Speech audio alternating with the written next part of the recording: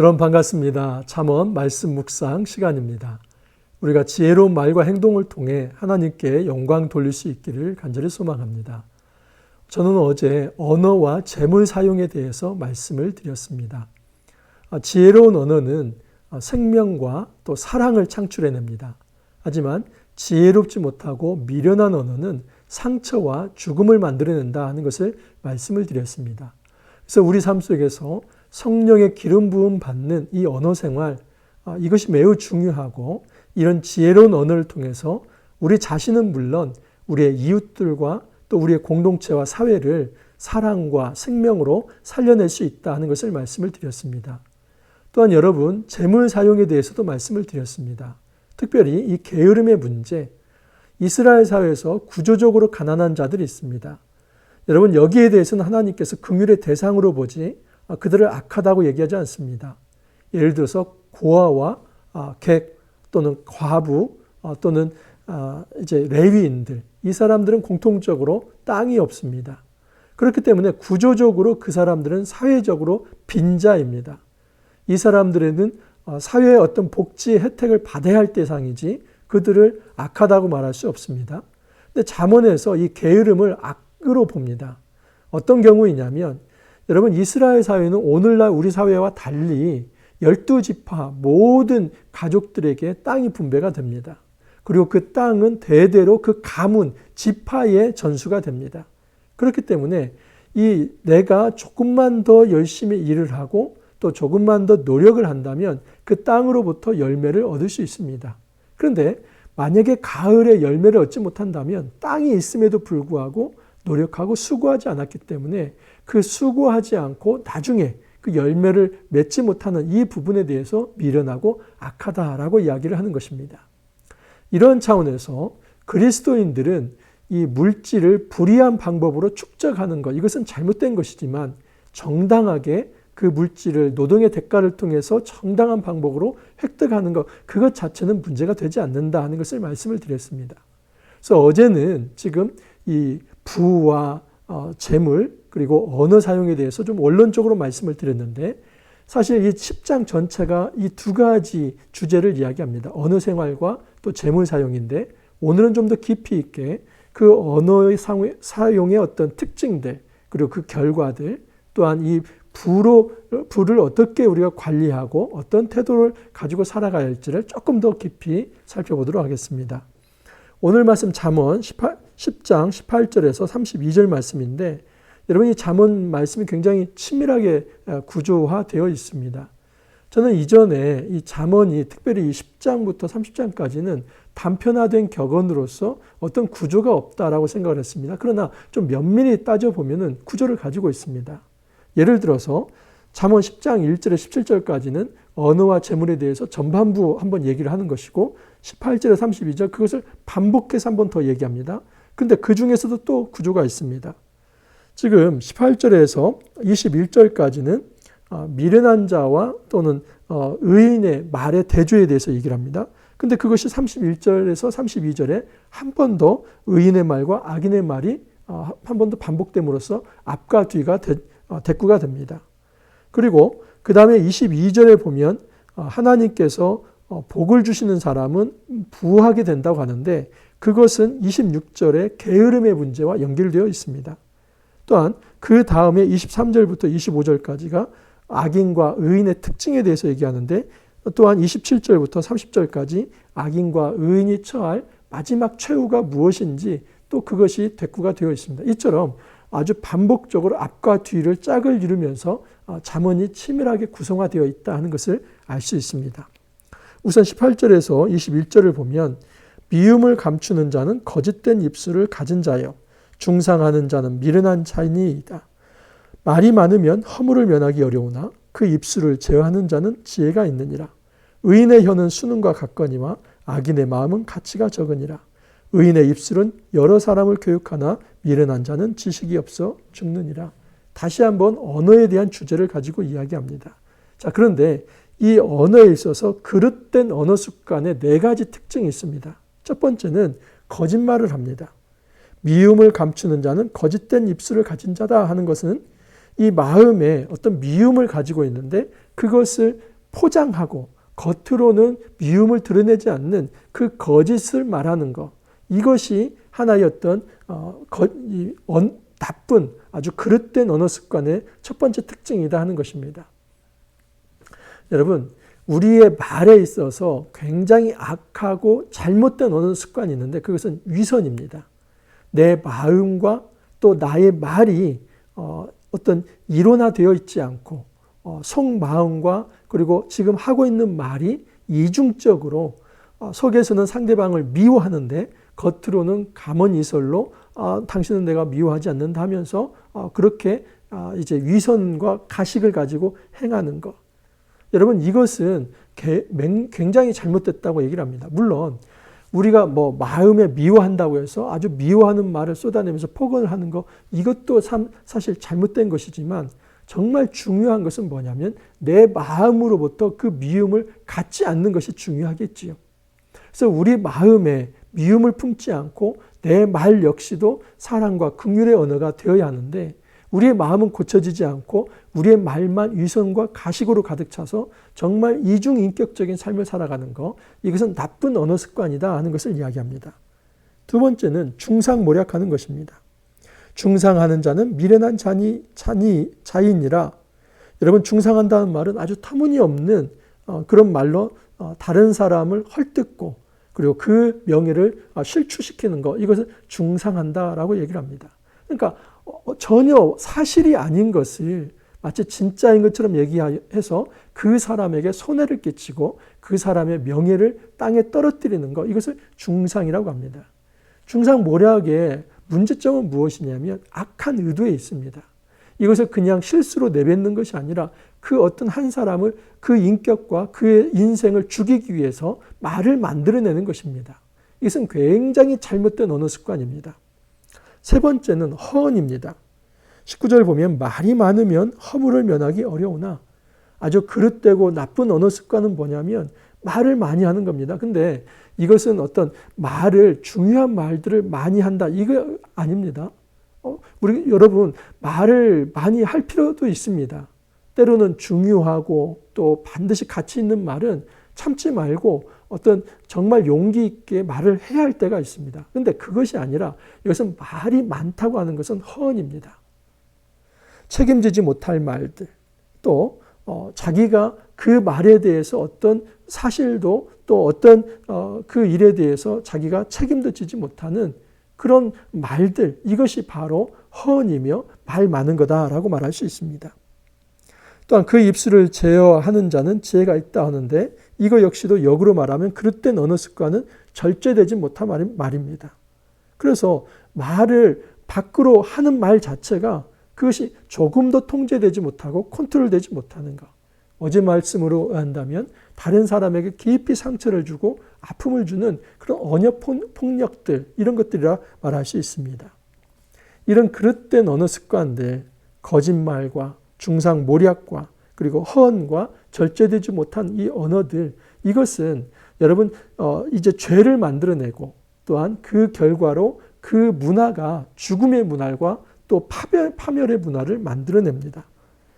그래서 하나님께서는 이런 어떤 잘못된 언어 습관을 갖지 말고 정말 의인의 말을 가져라라고 얘기합니다. 20절 보면 의인의 혀는 순은과 같거니와 악인의 마음은 가치가 적으니라.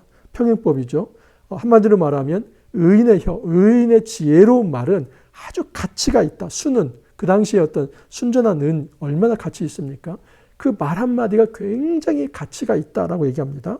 왜냐하면 21절에 보면 의인의 입술은 여러 사람을 교육하나 미련한 자는 지식이 없어 죽느냐. 이거 역시도 평행법이죠.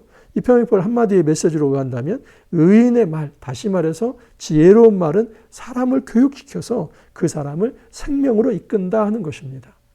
여러분, 이처럼 지금 의인의 말과 지혜로운 자의 말이 한 번 더 다시 대조가 됩니다. 악인의 말은 거짓말과 중상모략과 허언과 절제되지 못한 말로 죽음과 사망을 산출하지만, 의인의 말, 지혜로운 자의 말은 어떤 사람을 교육함으로써 그 사람을 생명으로 인도할 수 있다라고 이야기를 합니다.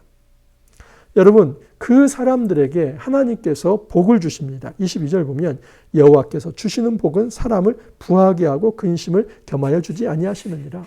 그냥 어떤 문자 그대로 말한다면 여호와께서 주시는 복, 그것은 부유하게 하고 또 그것으로 인해서 근심을 더하지 않게 하신다, 이런 의미입니다. 그러니까 하나님께서 어떤 사람에게 부유하게 하는데 그 부 때문에 더 이상 근심이 없도록 한다. 이것은 어제 말씀과 연결되어 있습니다. 15절 보면 부자의 재물은 그의 견고한 성이요 가난한 자의 궁핍은 그의 멸망이니라. 어떤 사람의 부가 그 사람을 안전하게 보장하지만 어떤 사람의 가난은 그 사람을 파멸로 인도한다고 말씀드리지 않았습니까? 실제로 오늘날 우리도 그렇지 않습니까? 어떤 부와 재물이 있을 때 때로는 그 사람을 보호할 능력이 있습니다. 근데 이것은 물질 만능주의를 좀 조장하는 이 말씀이 아니라 어제 말씀에 분명히 이런 전제가 있었습니다. 2절에 보면 불의의 재물은 무익하다. 이 관점으로 부를 봐야만 합니다.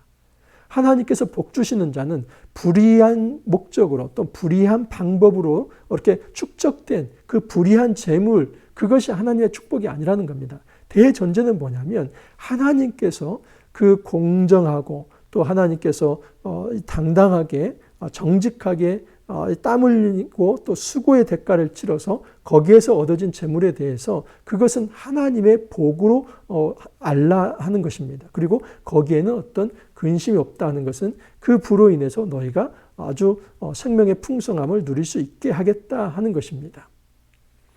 여러분, 이 땅에서 기복주의는 배척되어야만 합니다. 무슨 얘기냐면 이 기복주의는 뭐냐면 복 자체가 신앙의 목적입니다.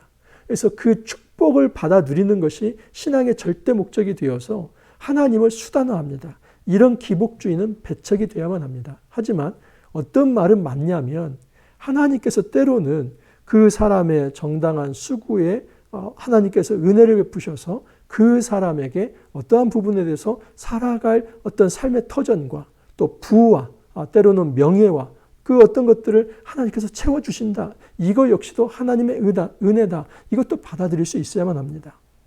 하나님께서는 어떤 사람에게 그 사람을 이제 믿음으로 키워내기 위해서 시련도 주시고 고난도 주시지만 때로는 하나님께서 그의 나라와 그의 의를 구하는 자들에게 나머지의 것들을 채워주시는 어떤 그 부와 재물도 하나님께서 공급해 주시는 그런 역사도 있습니다.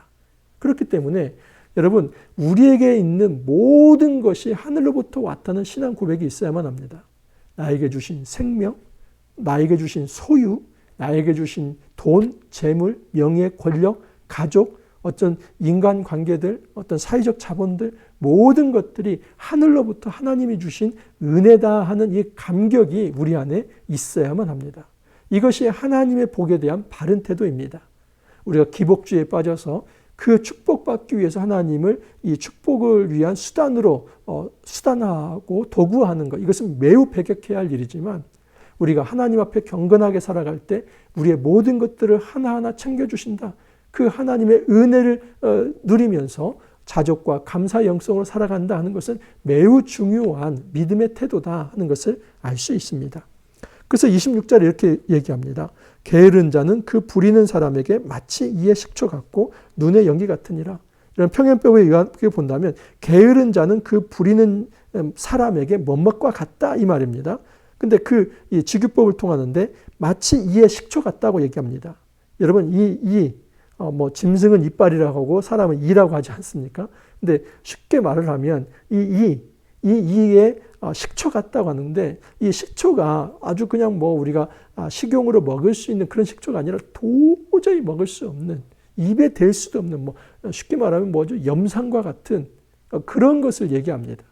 여러분 그 염산과 같은 거 입에 대면 어떻게 합니까? 입 다 그냥 화상을 입어버리죠. 그 이에 그런 아주 먹을 수 없는 식초와 같다. 누가요? 게으른 자가. 또한 그 주인에게 있어서 이 게으른 자가 어떤 존재와 같냐면은 눈의 연기와 같다. 여러분 어떤 모닥불이나 또는 아궁이에 불을 떼보신 분은 아실 겁니다. 이렇게 후하고 불면은 그냥 눈에 연기가 들어가지 않습니까? 그럼 눈을 감을 수밖에 없죠. 그처럼 지금 이 게으른 자는 그 주인에게 이렇게 성가신 존재, 또 무익한 존재, 때로는 해로운 존재가 될 수 있다는 겁니다. 이것은 지금 이 26절이 22절과 연결되어 있습니다. 여호와께서 주시는 복은 사람을 부하게 하고 근심을 겸하여 주지 아니하신다. 이 말이 게으름과 연결되어 있습니다. 어제 말씀으로 한다면 여러분 이것은 게으름의 반대인 뭐입니까? 부지런함입니다. 부지런한 자는 어떤 일을 했냐면 봄에 씨앗을 뿌립니다. 그래서 여름에나 또는 가을에 그 열매를 얻게 됩니다. 이건 부지런한 태도이고 마땅히 정당한 수고를 통해서 열매를 받는 것입니다. 그래서 하나님께서는 지금 22절과 26절을 통해서 마땅히 정당한 대가를 치르고 그 수고를 통해서 얻어지는 이 획득물, 그 재물에 대해서는 하나님이 복으로 주시는 거다. 이렇게 알라는 겁니다. 그래서 이러한 일들을 행해야지 마치 게으른 자가 되어서 자기뿐만 아니라 다른 사람에게 짐이 되고 다른 사람에게 부담이 되어서는 안 된다 하는 사실입니다. 여러분 저는 어떤 얘기를 하냐면 우리 신앙인은 두 가지가 있어야 한다는 것을 얘기합니다. 하나는 여러분 전문성이 있어야만 합니다. 또 하나는 영성이 있어야만 합니다. 어떤 사람들은 직장에서 성경 내놓고 큐티를 합니다. 영성이 있는 것처럼 보입니다. 근데 전혀 전문성이 없습니다. 그 전문성이 없는 게 두 가지 면에서입니다. 태도 면에서 실제로 기술도 없습니다. 그럼 다 끝난 것이죠. 뭐 예를 들어서 어떤 일을 맡겼는데 그 일을 하기 싫어합니다. 다른 사람이 미루거나 또는 책임 회피하거나 그래서 고스란히 그 일이 다른 사람에게 부담이 돼서 넘어가면 여러분 그 조직 안에 팀 안에 있는 사람들이 얼마나 힘들겠습니까? 또 하나는 전문 기술들이 있는데 그 분야에서 뭐 예를 들어서 뭐 집을 짓는 사람은 그 분야에서 또는 글을 쓰는 사람은 그 글 쓰는 분야에서 행정을 하는 사람은 행정하는 분야에서 뭐 나라 지키는 사람은 나라 지키는 모든 분야에서 자기에게 맡겨진 전문 기술적 영역이 있는데 그게 연마가 되지 않는다면 전혀 그 조직에 도움이 되지 않습니다. 그래서 저는 이런 얘기를 합니다. 정말 전문성을 가져라. 또 하나는 영성을 가져라. 이 전문성과 함께 깊은 신앙심을 가지고 있어서 많은 사람들이 정말 일도 잘하면서 당신은 정말 신실합니다. 그 삶을 통해서 하나님을 좀 소개할 수 있는 그 삶의 전도자가 되라라고 말씀을 드립니다. 여러분 우리가 세상에서 게을러 터져가지고 태만과 또 정말 어떤 자기의 전문적인 부분에 있어서 자기 역할을 해내지 못하고 그뿐만 아니라 태도적인 면에서 너무 불성실해서 정말 그 사람 때문에 많은 피해를 입는다고 생각을 한다면 전혀 여러분 그 사람을 보며 교회에 나갈 수는 없는 문제입니다. 그렇기 때문에 우리가 이 삶 속에서 혹시 게으름의 문제가 있지는 않는지 그것을 점검할 필요가 있습니다. 악인과 의인이 어떻게 대조적인 삶을 사는지 한번 보십시오. 23절 이하를 보면 미련한 자는 행악으로 낙을 삼는 것과 같이 명철한 자는 지혜로 낙을 삼느니라. 우리가 악한 자인지 선한 자인지 그 판단할 수 있는 기준이 있습니다. 그것은 내가 무엇을 즐거워하는가 하는 겁니다. 미련한 자는 자기의 악을 행하는 것을 너무 좋아합니다. 그렇지만 명철한 자는 지혜가 있는 것을 기쁨으로 생각합니다. 내가 만약에 정말 이 땅에서 지혜를 통해서 생명을 창출하는 일을 너무 즐거워한다면 선한 자입니다. 그건 지혜로운 사람입니다. 근데 진짜 악한 사람들은 나쁜 일을 하는 것을 너무나 기뻐합니다. 그 쾌감을 느낍니다. 그것은 악인입니다. 하나님 그 반드시 심판하실 것입니다. 그런 일을 해서는 안 된다. 악인에게는 그 두려워하는 것이 임한다. 그 두려워하는 것은 오지 않아야 할 것, 정말 바라지 않는 것. 그게 뭐가 있습니까? 심판이죠. 근데 반드시 악인에게는 심판이 찾아온다는 겁니다. 하지만 의인은 그 원하는 것이 이루어진다. 그 궁극적 원하는 것은 생명이고 구원이죠. 그 의인에게는 하나님의 은혜가 임할 것입니다. 회오리 바람이 지나가면 악인은 없어져도 의인은 영원한 기초가 같으니라. 여러분 시편 1편에 나오면 그런 말씀이 있지 않습니까? 악인은 그냥 떠도는 겨와 같습니다. 바람에 날아다니는 겨와 같습니다. 어떤 궤적을 추적할 수 없을 만큼 그런 어떤 방향을 잃어버린 그런 표류하는 인생입니다. 그게 악인입니다. 하지만 하나님께서는 의인은 영원한 기초를 삼겠다. 시냇가에 심은 나무처럼 그곳에 뿌리를 받고 하나님의 말씀으로 잘 세워지게 하겠다는 것입니다. 20절 이하에서도 여호와를 경외하면 장수하니라. 이 의인의 특징이죠. 여호와를 경외하는 그 의인은 장수하겠다. 그러나 악인의 수명은 짧다. 고대에서 부와 생명 이 두 가지는 여러분 축복의 상징입니다. 그래서 이걸 오늘날로 문자적으로 이 부가 있고 또 건강하면 하나님 축복 많이 받았다. 이것으로 등치할 수는 없습니다. 물론 이 모든 것도 다 하나님 주시는 것이지요. 그 하나님 은혜라는 것은 맞습니다. 하지만 모든 사람이 부유하고 건강하면 곧 그 사람이 신앙 좋다. 이거 반대는 아닙니다. 여러분 우리의 삶 속에서 지금 진짜 복은 궁극적으로 하나님 나라 천국입니다. 고대에서는 지금 이 부와 또는 어떤 이 생명 이것이 하나님 나라에 표현된 것으로서 상징이기 때문에 이것을 얘기한 것이지만 예수 그리스도가 오신 이후에는 하나님 나라가 실제가 되지 않았습니까? 그래서 예수님 때문에 우리가 형성하게 된 이 공동체, 이 천국의 맛을 느끼고 살아가고 하나님 통치를 받으며 살아가는 하늘 백성으로 살아가는 것 자체가 우리에게는 복이다라고 말할 수 있습니다. 의인의 소망은 즐거움을 이루어도 악인의 소망은 끊어지느니라. 의인의 소망은 즐거움을 이루지만 악인의 소망은 아예 없어진다는 것입니다. 여호와 도가 정직한 자에게는 산성이요 행악하는 자에게는 멸망이니라. 하나님 말씀이 어떤 사람에게 산성이 되지만 어떤 사람에게는 파멸의 도구가 됩니다. 너무 재미있죠. 이 말씀이라고 하는 것이 어떤 사람에게는 정말 구원의 도구가 되지만 어떤 사람에게는 심판의 도구가 될 수 있다는 겁니다. 바로 하나님을 찾고 그 경외하고 지혜로운 자에게는 이것이 생명의 말씀이 되지만 바르지 않고 악을 행하며 그 입에서 독을 품고 많은 사람에게 죽음을 전가하는 그 언어 생활을 가진 또 불의의 재물을 통해서 다른 사람의 눈에서 피눈물을 쏟게 하는 그런 악한 일을 행하는 사람에게는 이 말씀 자체가 심판의 근거가 될 거라 하는 것입니다. 의인은 영영이 이동되지 아니하여도 악인은 땅에 거하지 못하게 되느니라 라고 이야기를 합니다. 여러분 우리 삶 속에서 우리가 어떤 길을 걸어 나가야 할지 한번 생각해 보기를 원합니다. 어제 말씀과 오늘 말씀 이 10장 전체는 크게 두 가지 키워드입니다. 하나는 말에 대해서 또 하나는 부에 대해 있습니다. 우리의 언어 생활을 어떻게 할 것인가. 우리가 정말 생명을 머금고 그 우리의 말 한마디를 통해서 이 사랑과 또 긍휼과 또 품어줌을 통해서 이 죽음에 빠진 사람을 살려낼 것인가. 아니면 우리의 말 한마디를 통해서 정말 그 사람을 죽음의 나락으로 떨어뜨리며 깊은 상처를 주고 아픔을 줄 것인가. 우리가 이 재물에 대한 어떤 의식을 가질 것인가. 정말 정당하게 땀 흘리고 수고하여서 하나님이 주신 은혜로 받아들일 것인지 아니면 정말 악한 방법으로 다른 사람의 피눈물을 쏟게 해서 그 불의한 방법으로 그렇게 쟁취하려다가 악에 빠지고 궁극적으로는 사망에 빠지게 될 것인지 이 모든 것이 바로 선택의 이제 기로에 우리가 서 있습니다. 하나님께서 우리에게 말씀하십니다. 제발 하나님 여호와를 경외함으로써 지혜를 받아 누리고 그 지혜의 삶을 풍성히 살아가라고 말씀을 합니다. 부디 우리에게 주신 이 말씀이 여러분 구원의 말씀, 생명의 말씀이 되길 바랍니다. 혹이라도 이 말씀이 심판의 말씀, 또 이 죽음의 말씀이 되지 않기를 바랍니다.